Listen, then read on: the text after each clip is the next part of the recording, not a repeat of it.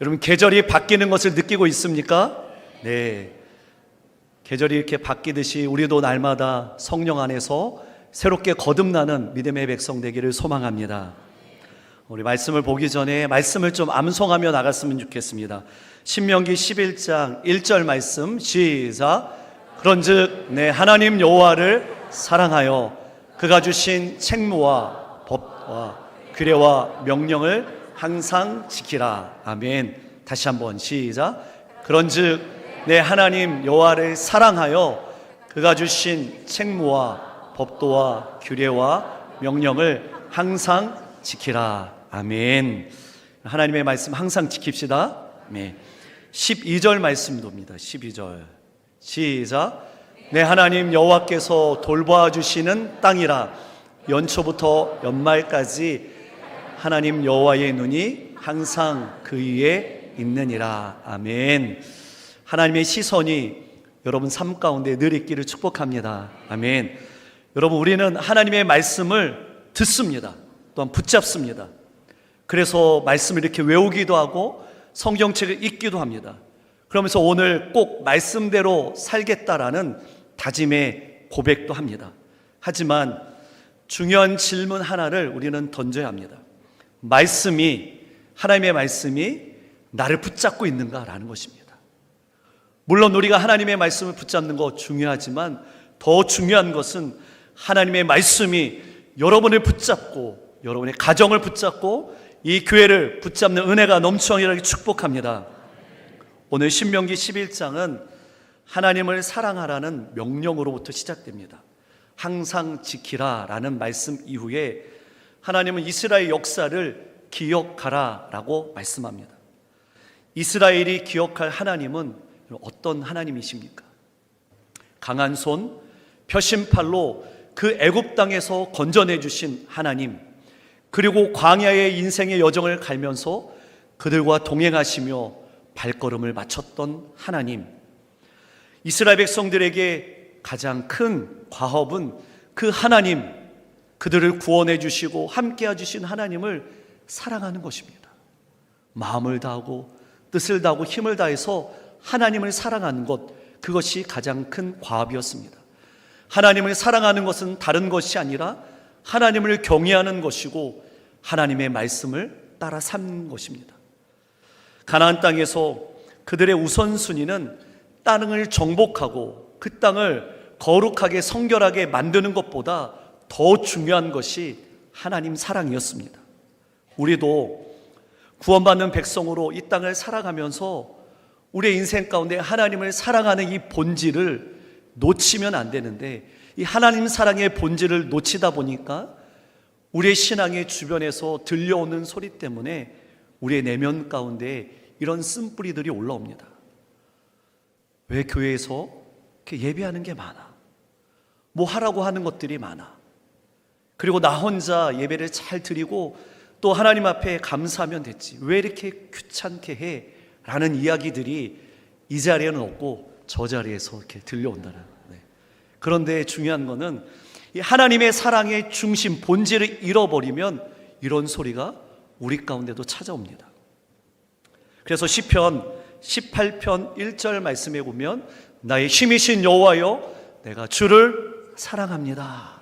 나의 힘 되신 여호와여 내가 주님을 사랑합니다 라는 진실한 고백입니다. 하나님 사람은 하나님이 주신 책무, 법도, 규례, 명령을 지키는 것은 다른 것이 아니라, 복을 받기 위해서 지키는 것이 아니라 하나님 아버지를 내가 사랑하기 때문에 지키는 것입니다. 따라서 하나님을 사랑하면 하나님의 뜻을 따라서 살고 그것을 지킵니다. 그래서 우리 주님께서도 이렇게 말씀하셨습니다. 요한복음 15장 10절 말씀 읽습니다. 시작. 내가 아버지의 계명을 지켜 그의 사랑 안에 거하는 것 같이 너희도 내 계명을 지키면 내 사랑 안에 거하리라. 아멘. 예수님도 아버지의 계명을 지키며 그 아버지의 사랑 안에 거했습니다. 마찬가지로 우리도 하나님의 말씀 계명을 지키면서 그의 사랑 안에 거할 때에 행복한 성도 되는 줄 믿습니다. 여러분, 사랑은 상대방이 바라는 것을 하는 것이고 바라지 않는 것을 행하지 않는 것이 사랑입니다. 그러므로 하나님을 사랑하면 그 결과로 하나님의 뜻, 말씀을 따라 살아가게 되어 있습니다. 오늘 본문은 우리가 계속 살펴보는 모세의 이제 마지막 유언의 설교의 한 대목입니다. 특히 모세는 이스라엘 백성들 그 다음 세대들에게 가르쳐야 할 하나님의 명령과 또 말씀을 상기시켜주고 있습니다. 지금 약속의 땅에 들어갈 새로운 삶을 살아야 할 이 출애굽 2세대, 다음 세대는 직접적으로 하나님의 역사를 보지 못했습니다. 경험하지 못한 사람들이 대부분입니다. 그들에게 약속의 땅을 정복하는 것 그 이상으로 중요한 것은 그 땅에 들어가서 새로운 삶의 방식으로 하나님 자녀의 삶으로 살아가는 것입니다.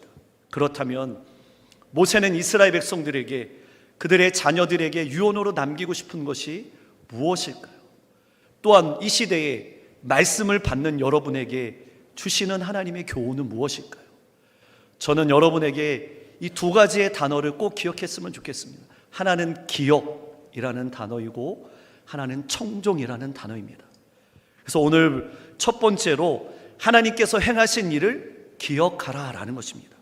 신명기 11장 2절 말씀을 읽습니다. 시작. 너희의 자녀는 알지도 못하고 보지도 못하였으나 너희가 오늘날 기억할 것은 너희의 하나님 여호와의 교훈과 그의 위엄과 그의 강한 손과 펴신 팔과 5절도입니다. 5절.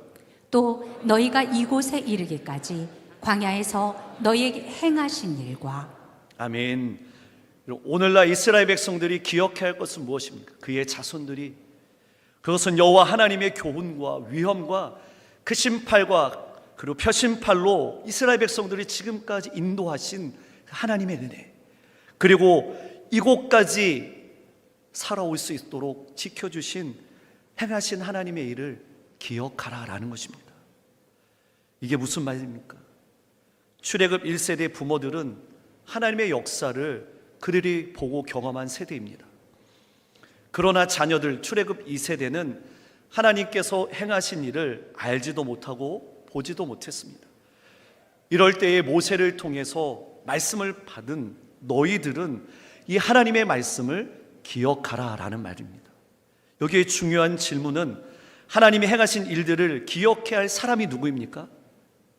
기억해야 할 사람이 누구입니까?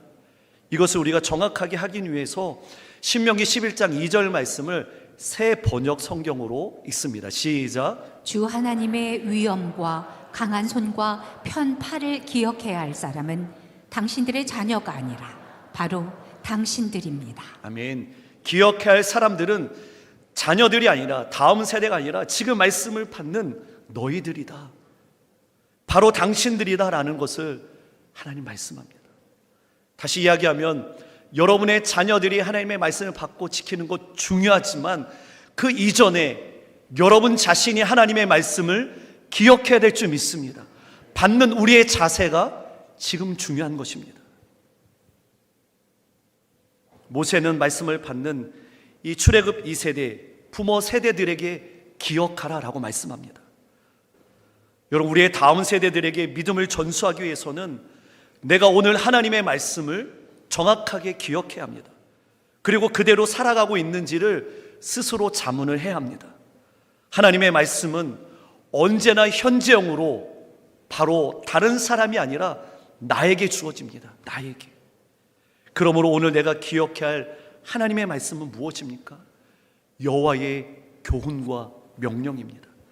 즉 하나님께서 이스라엘 백성들을 강한 손과 편팔로 강력하게 붙잡아서 인도하신 그 모든 과정을 인도하는 것입니다.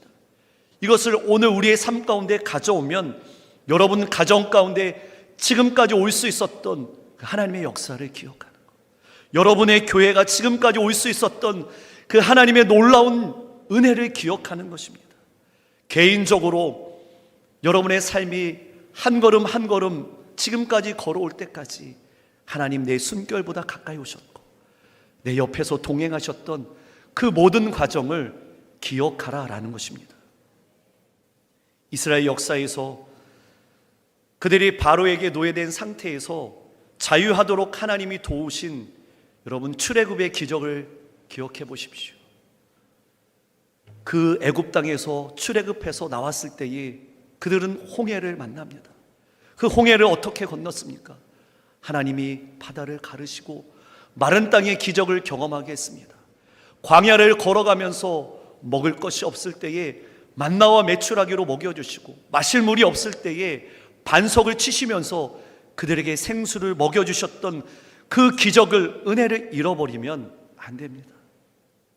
이 은혜를 잊어버리면 이스라엘 백성들은 하나님을 향한 감사, 찬송할 수 없습니다. 그래서 시편 103편 2절 말씀을 보면 있습니다. 시작. 내 영혼아 여호와를 송축하며 그의 모든 은택을 잊지 말지어다. 아멘. 그 모든 은택, 그 모든 하나님의 은혜를 잊지 말라라고 말합니다. 우리 모두는 애굽에서 이스라엘 자손을 구원하신 것과 동일한 역사로 각자의 애굽에서 구원받았습니다.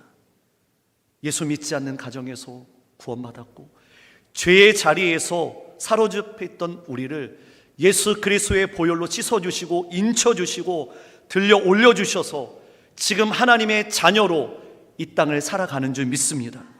그런데 우리는 종종 이 사실을 망각하고 내 힘으로 내 재주로 여기까지 왔지라고 생각합니다.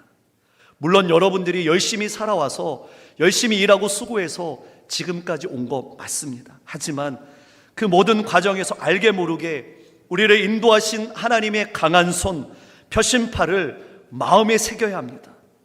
그래서 늘 겸손하게 주님이 행하셨습니다. 하나님이 일하셨습니다. 하나님이 책임져 주셨습니다. 라는 고백을 해야 합니다. 모세는 그들이 지난 과거에 기억해야 할 점을 정확하게 명시하고 이제 앞으로 어떻게 살아갈지에 대한 말씀을 나누게 됩니다. 그 내용이 우리가 읽었던 신명기 11장 8절부터 17절까지인데 다 읽지는 않았습니다. 그러나 우리가 함께 8절 말씀을 읽습니다. 시작. 그러므로 너희는 내가 오늘 너희에게 명하는 모든 명령을 지키라. 그리하면 너희가 강성할 것이요 너희가 건너가 차지할 땅에 들어가서 그것을 차지할 것이며. 아멘. 하나님께서는 오늘 너희가 이 모든 명령을 지키면 너희가 그 땅에 들어가서 강성할 것이요 그 땅을 차지할 것이요 장구하리라는 하나님의 약속을 주십니다. 여러분, 하나님의 약속은 땅이었지만 그 가나안 땅에 대한 오해가 있어서는 안 됩니다. 광야는 지나가야 할 장소입니다. 머무는 장소가 아닙니다. 가나안 땅은 약속의 땅이었습니다. 이런 확신이 우리 가운데 있을 때에 우리도 용기 내어서 이 현실을 살아갈 수 있습니다. 아무리 영적으로 우리가 성장하고 연단된다 할지라도 광야는 광야입니다. 광야는 힘든 곳입니다. 지금 가나안 땅에 들어가서 살고 있는데 계속 광야라고 생각하는 분들도 이 자리에 있을 수 있습니다. 내가 생각하는 가나안이 왜곡되었기 때문입니다. 하나님께서는 이미 가나안 땅에 삶을 주셨는데 계속 방황하는 경우도 있습니다. 이런 경우 어떤 생각을 합니까? 가나안은 문제도 없는 곳이야. 고통스러운 어려움도 없는 곳, 아주 풍족한 곳, 모든 것이 잘 되는 곳이 가나안이라고 생각합니다. 이런 생각을 가지면 우리도 가나안 땅에 대한 오해를 갖고 있는 것입니다. 실제로 보십시오. 이스라엘 백성들이 가나안 땅에 들어가서 어떻게 살았습니까? 행복한 일로만 가득 차 있지 않았습니다.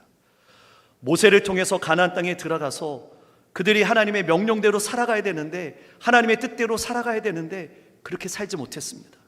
우상 숭배하고 하나님도 섬기고 우상도 섬겼습니다. 여러분들, 가나안 땅에 들어간다고 해서 고생 끝, 행복 시작이 아닙니다. 가나안 땅에 들어가서 그 땅을 차지하는 정복 전쟁이 남아 있습니다. 차지하는 것으로 끝나는 것이 아니라 그 땅을 지켜내는 것이 더 중요합니다. 이스라엘 백성들은 가나안 땅에 들어가서 그 땅을 차지했지만 지켜내지 못했습니다. 여러분, 왜 그랬습니까? 하나님만 섬기지 못했습니다. 우상들을 섬겼습니다. 그들의 마음과 시선을 빼앗겼습니다. 가나안에 들어가는 것, 중요한 것, 집과 창고를 크게 짓는 것이 아니었습니다. 우상에게 넘어가지 않는 겁니다. 바알에게 절하지 않는 것입니다. 바알과 싸워 이겨서 그 우상들을 몰아내는 것, 그것이 하나님이 이스라엘 백성들에게 주신 그 약속의 땅이었습니다. 그러기 위해서는 치열한 영적인 전쟁을 싸워야 합니다. 이 영적 전쟁에서 승리해야 합니다. 그래야 약속의 땅에서 하나님의 은혜를 누릴 수 있습니다.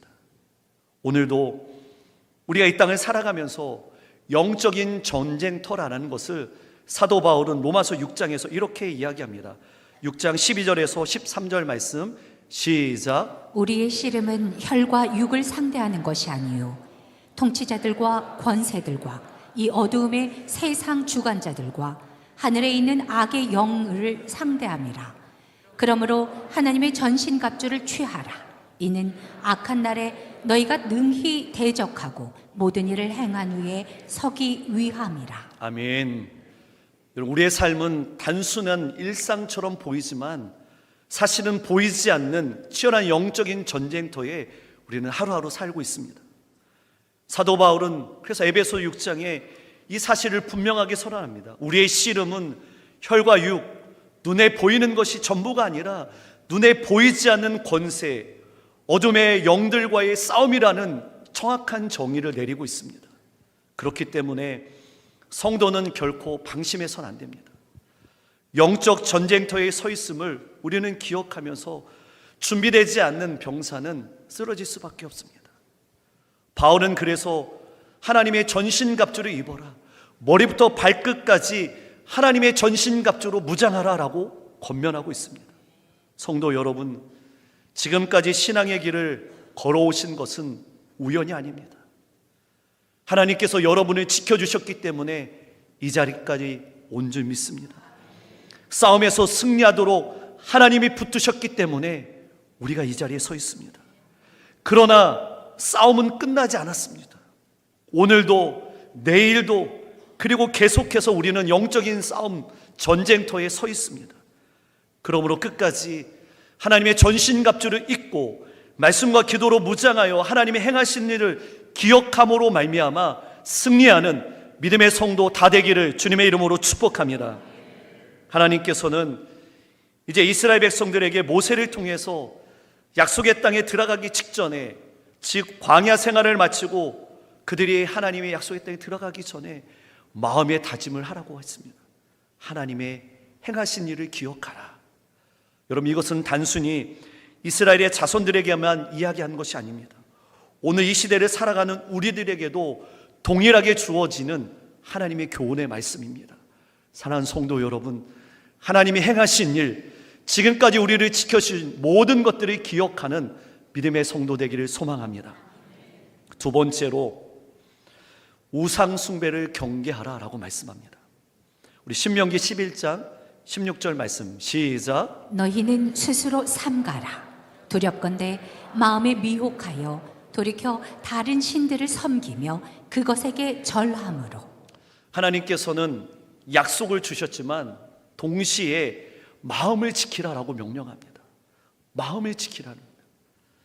다른 신들을 섬기며 그들에게 절하지 말라는 것입니다.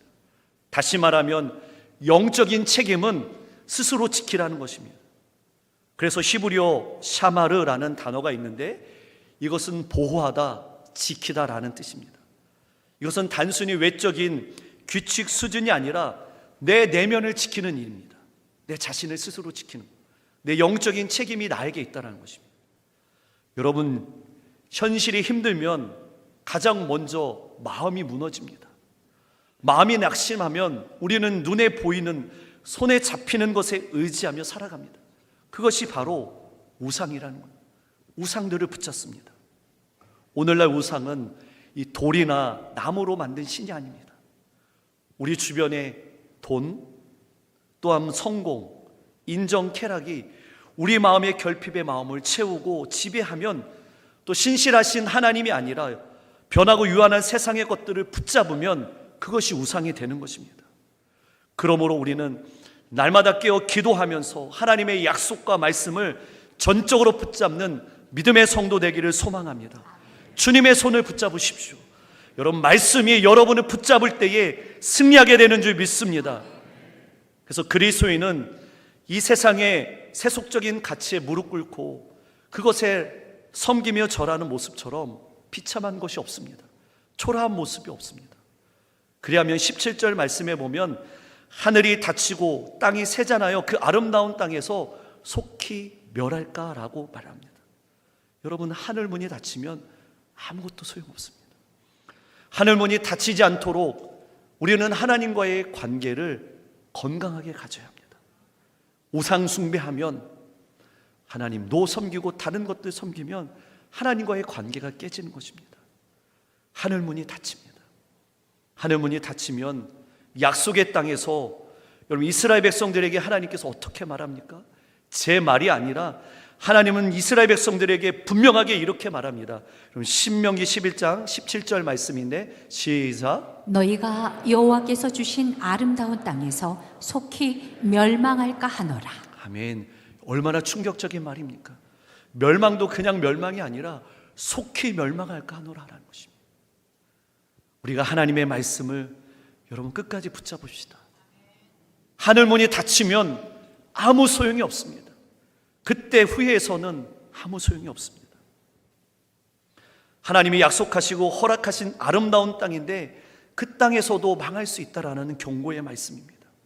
출애굽 2세대 이 말씀을 받는 이 사람들에게 단순한 경고가 아니라 오늘 이 시대를 살아가는 우리 모두에게 들려주시는 하나님의 말씀입니다. 그렇게 우리는 반드시 영적인 위기의식을 가져야 합니다.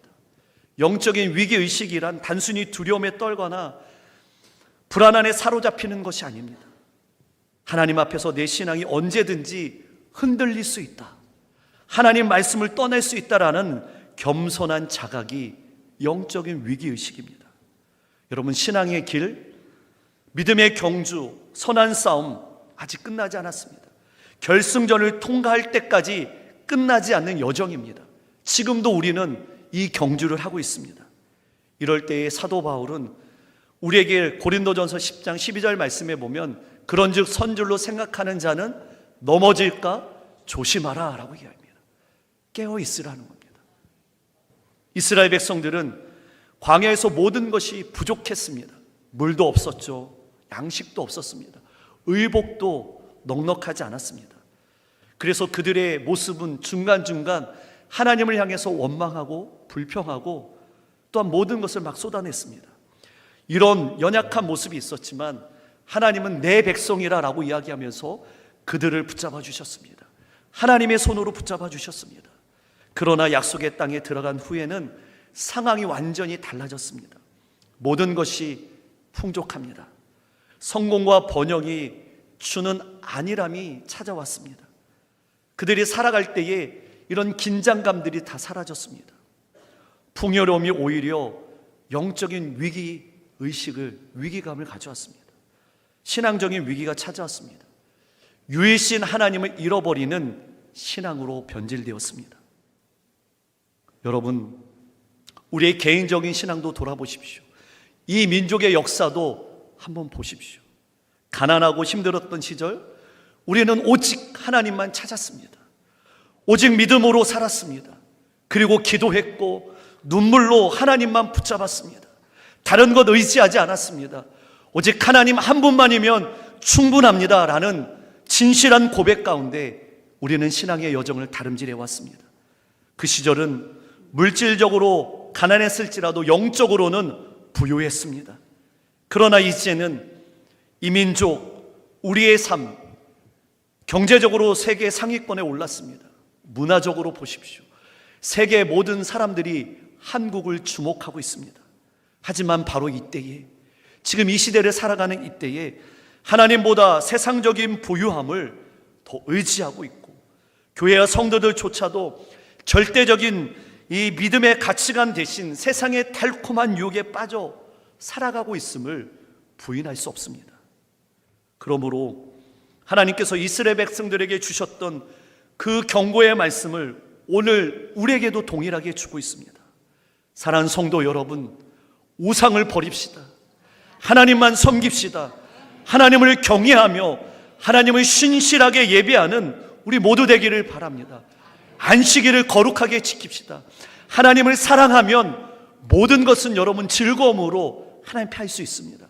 그러나 이것을 우리가 잊어버리면 모든 것이 여러분 불편합니다. 억지로 합니다. 다시 한번 권면합니다. 하나님을 잊어버리면, 우상 숭배를 하면 아름다운 땅에서 망할 수 있다라는 말씀, 우리로 하여금 우리의 신앙의 자리를 다시 한번 돌아보게 합니다. 풍요로움 속에서도 깨어있는 영적인 긴장감을 놓지 않고 끝까지 하나님만 경외하며 붙들 수 있는 여러분과 여러분의 자녀들, 이 교회 되기를 주의 이름으로 축복합니다. 세 번째로는 그 하나님의 약속의 땅은 하나님만 바라보아야 할 땅이라는 것입니다. 하나님만 바라보는 땅입니다. 이스라엘이 들어가게 될 가나안 땅을 가리켜서 성경은 젖과 꿀이 흐르는 땅이라고 표현합니다. 이는 가나안이 비옥하고 풍요로운 땅임을 보여주지만 이미 잘 알려진 사실처럼 애굽 또한 젖과 꿀이 흐르는 땅이라고 표현합니다. 이 두 땅 모두 풍요로웠지만 근본적으로 차이가 있습니다. 하나님께서 이스라엘 백성들에게 가나안 땅 그리고 애굽 땅이 다르다는 것을 오늘 성경은 분명하게 우리에게 말씀해 주고 있습니다. 여러분 10절과 11절 말씀 읽습니다. 시작. 내가 들어가 차지하려 하는 땅은 내가 나온 애굽 땅과 같지 아니하니 건너가서 차지할 땅은 산과 골짜기가 있어서 하늘에서 내리는 비를 흡수하는 땅이요. 아멘. 애굽 땅은 너희들이 차지할 땅과 다르다라고 분명하게 이야기합니다. 이스라엘 백성들이 애굽에서 430년 동안 살았습니다. 그들은 애굽 땅에서 노예로 살았지만 여전히 마음속에 최고의 땅으로 남겨있는 땅은 애굽 땅이었습니다. 이제 그들이 들어갈 땅은 가나안 땅입니다. 이전에 경험했던 애굽과 전혀 다른 환경이 그들에게 놓여집니다. 애굽 땅은 나일강 중심으로 관계의 수로로 만들어서 농사를 지었고 인간의 노력으로 물을 공급할 수 있는 지역, 비옥한 땅이 바로 애굽 땅이었습니다. 그러나 가나안 땅은 골짜기도 많고 산도 많아서 자연적인 관계가 불가능하며 오직 하늘에서 내리는 비와 하나님의 돌보심이 있어야지만 살아갈 수 있는 땅이 가나안 땅입니다. 즉 가나안 땅은 인간의 노력으로 살아갈 수 있는 곳이 아니었습니다. 자유와 풍요가 주어진 땅이었지만 그 안에 진정한 주인 오직 하나님이심을 인정하는 것이 가나안 땅입니다. 또한 우리도 이 땅을 살아가기 위해서는 하나님의 은혜 없이는 아무것도 얻을 수 없음을 우리는 고백합니다. 오늘날 우리는 가나안의 풍요를 누리고 있습니다. 하지만 자유와 풍요 속에서 우리는 잊고 있는 것이 있습니다.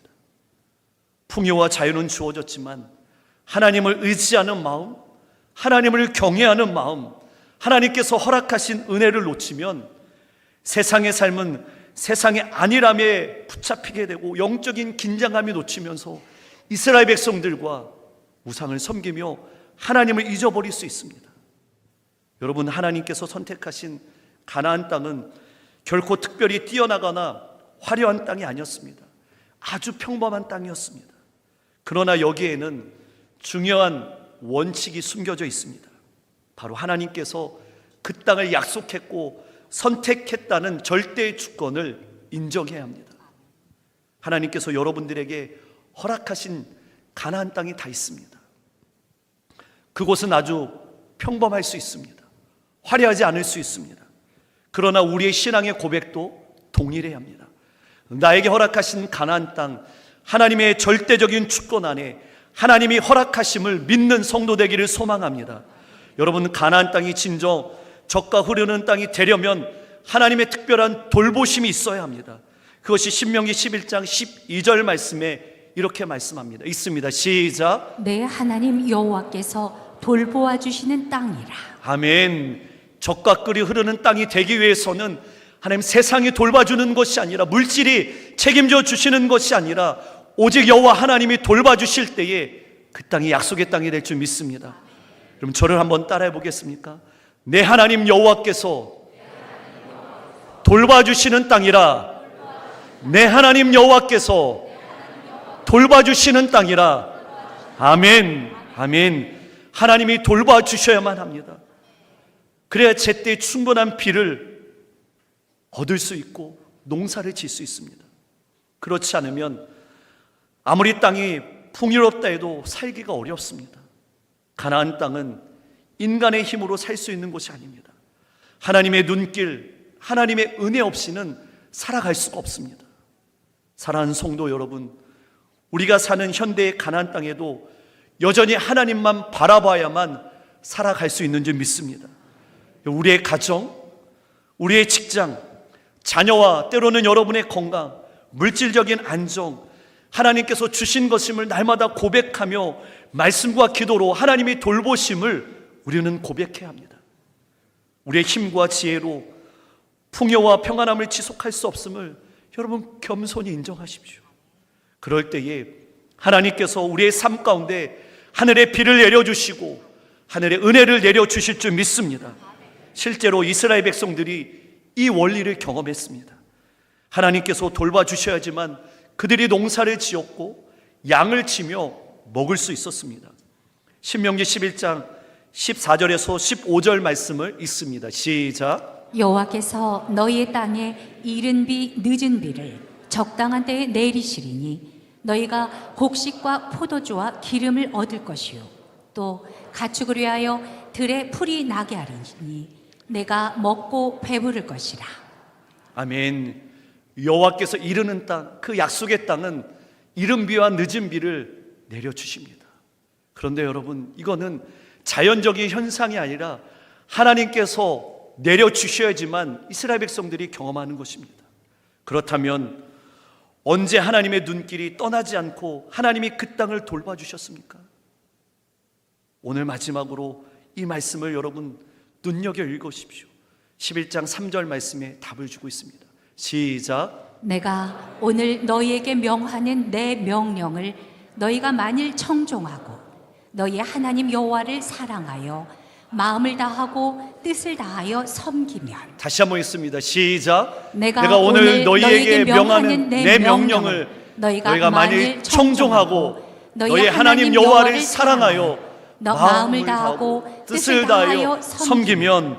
아멘. 하나님 명하시는 명령을 너희가 어떻게 하면? 청종하면.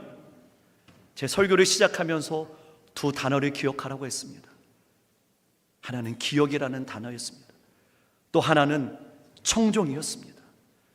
여러분, 말씀을 청종하는 사람 되십시오. 그 말씀을 붙잡고 살아가는 사람 되시길 바랍니다.